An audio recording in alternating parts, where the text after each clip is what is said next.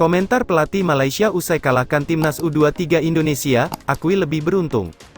Pelatih Timnas U23 Malaysia, Elangowan Elafarasan, mengakui bahwa mereka lebih beruntung dibandingkan Timnas U23 Indonesia dalam laga perdana Grup B Piala AFF U23 2023. Laporan langsung wartawan Bolasport.com, Bagas Reza Murti, dari Rayong, Thailand.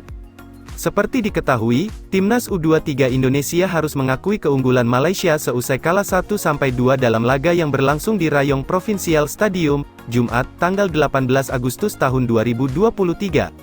Dalam laga ini, tim asuhan Sintayong sempat memimpin lebih dulu lewat gol yang dicetak Ramadan Sananta pada menit ke-29.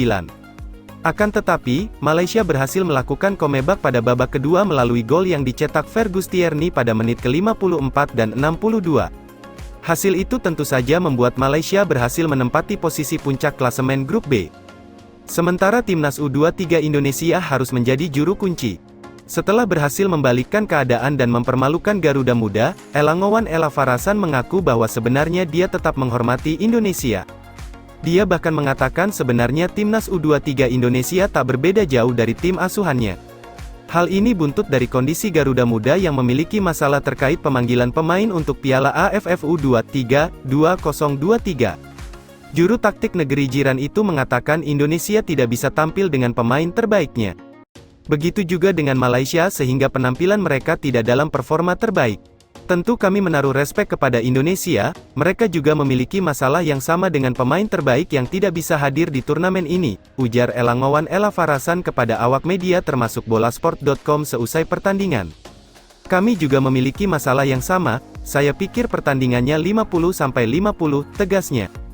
Hanya, Elafarasan menilai Timnas U23 Malaysia lebih beruntung dibandingkan tim asuhan Sintayong.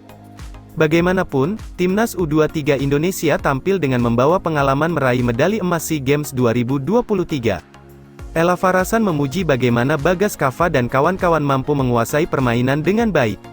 Akan tetapi, Malaysia lebih beruntung karena berhasil mendapatkan peluang pada babak kedua. Malaysia berhasil menyamakan kedudukan setelah Kadek Arel dinilai melanggar lawan di dalam kotak penalti. Malaysia pun dapat mencetak gol melalui penalti pada menit ke-54. Ternyata setelah berhasil menyamakan kedudukan, para pemain Malaysia tampil lebih percaya diri. Mereka tampil lebih berani dan lepas hingga akhirnya sukses membalikkan keadaan dan meraih kemenangan. Indonesia punya pengalaman dengan SEA Games, mereka menguasai permainan, kata Elafarasan, tetapi kami beruntung di babak kedua, dengan 2 peluang kami mendapatkan gol, tuturnya.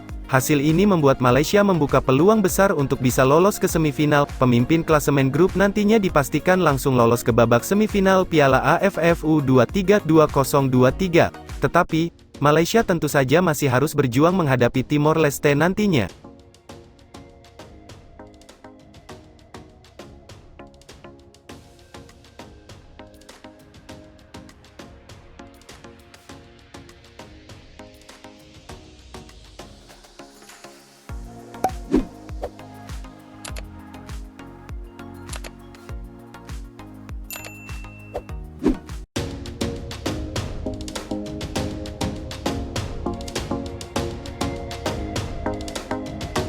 Sintayong bawa kabar baik bagi Timnas U23 Indonesia jelang Piala AFF U23 2023. Pelatih Timnas U23 Indonesia, Sintayong, terus mempersiapkan anak asuhnya jelang tampil di Piala AFF U23 2023.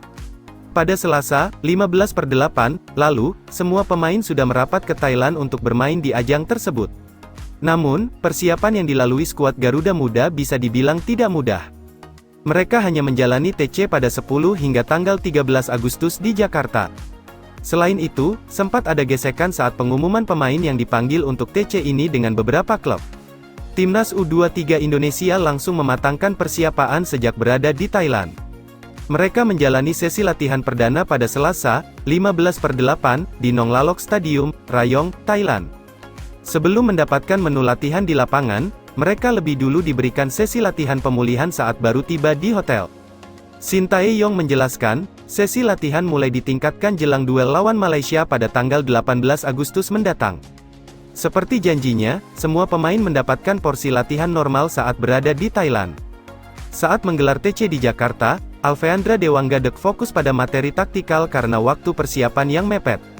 Sesi latihan perdana mereka di Thailand juga fokus pada game internal untuk meningkatkan chemistry antar pemain. Apalagi ini 3 hari sebelum pertandingan, menghadapi Malaysia. Jadi hampir 70-80% dinaikkan intensitas latihannya.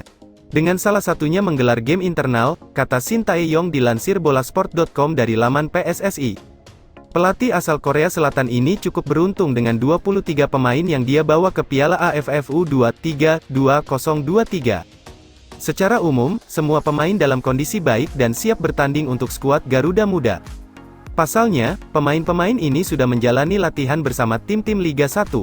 Kondisi tersebut membuat tim pelatih tinggal mematangkan sesi latihan taktikal jelang laga perdana melawan Malaysia. Selain itu, tensi latihan yang mulai meningkat tidak jadi masalah untuk anak asuhnya karena mereka dalam kondisi bugar dan sudah berada di level kompetisi bersama klub. Kondisi pemain baik.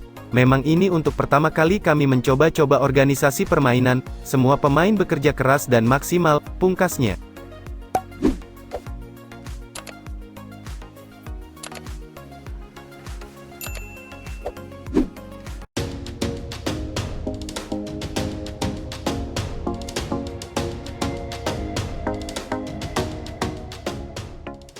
Timnas Indonesia U23 kedatangan kiper jangkung jelang Piala AFF U23 2023, gantikan siapa?